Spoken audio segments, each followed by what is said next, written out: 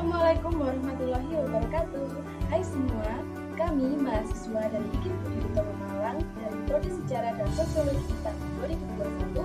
Saya Hesrika Rahyu dan rekan saya Yuni Arfakati. Pada kesempatan kita kali ini, kita akan membahas sistem kepercayaan manusia purba. Sebelum kita bahas lebih lanjut, jangan lupa untuk teman-teman semua subscribe, like, comment, and share di channel YouTube kita masing-masing.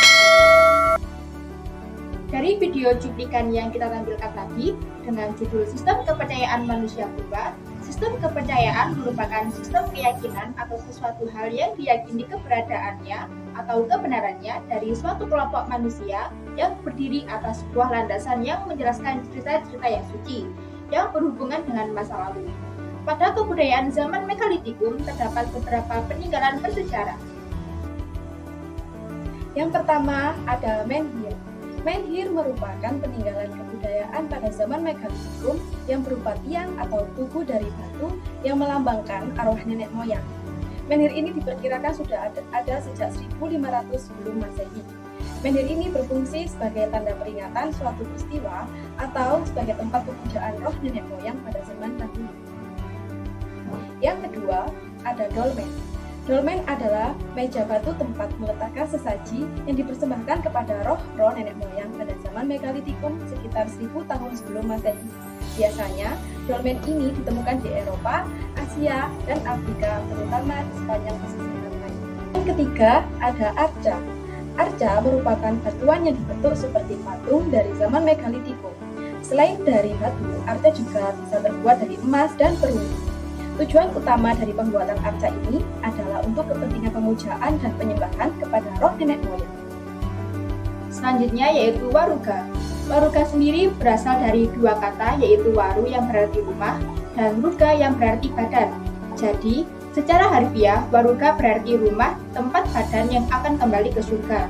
Dalam bahasa setempat, filosofi ini dikenal dengan istilah hulu. Selanjutnya ada sarkofagus.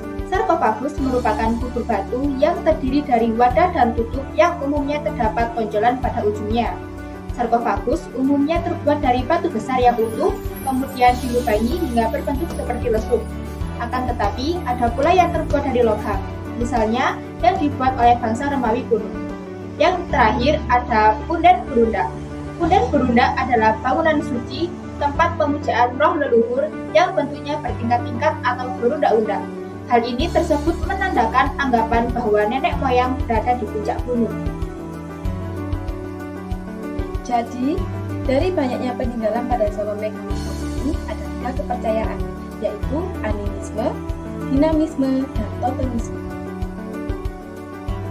Yang pertama, animisme. Animisme adalah sistem kepercayaan yang memuja makhluk halus dan roh nenek moyang mereka selalu memohon perlindungan dan permintaan sesuatu kepada roh nenek moyang, seperti kesehatan, kesuburan, dan keselamatan.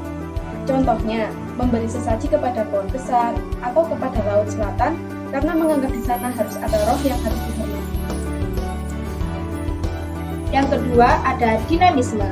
Dinamisme berasal dari bahasa Inggris yaitu dynamic yang berarti daya, kekuatan, dan dinamis. Dinamisme adalah kepercayaan terhadap benda-benda tertentu yang dianggap memiliki kekuatan supranatural seperti pohon besar dan batu besar. Contoh dinamisme seperti pemujaan batu besar, jimat, senjata, api, atau pohon. Yang ketiga ada totemisme. Totemisme merupakan sistem kepercayaan yang menganggap bahwa hewan atau Tuhan tertentu memiliki kekuatan supranatural untuk memberikan keselamatan atau malapetaka kepada penganut. Jadi, manusia purba yang menganut kepercayaan totemisme cenderung mengeramatkan hewan atau tumbuhan tertentu. Misalnya adalah hewan elang, serigala, dan harimau. Jadi kesimpulannya adalah manusia zaman praksara ini mulai menyadari bahwa ada suatu kekuatan yang dapat menggerakkan sesuatu yang lainnya. Hal ini disebut jiwa. Dari situlah mereka mencoba untuk mendekatkan diri dengan kekuatan-kekuatan tersebut. Lalu bagaimana cara mereka mendekatkan diri? Jadi dahulu sebelum agama mulai masuk ke dalam kehidupan dan perantaraan manusia, masyarakat praksara ini mempercayai kalau pohon-pohon besar, mata air, batu, dan lainnya itu ada yang menghuninya. Kemudian cara mereka mendekatkan diri dengan mengadakan berbagai macam upacara. Ada yang melakukannya dengan ritual pemujaan, pemberian sesaji, dan upacara-upacara lainnya.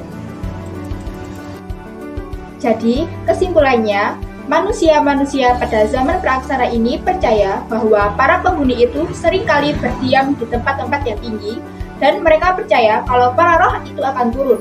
Maka dari itu, mereka kemudian menyediakan tempat untuk berkumpulnya para roh tersebut. Kemudian didirikanlah bangunan-bangunan megalitik. Sekian pemaparan materi yang dapat kami sampaikan.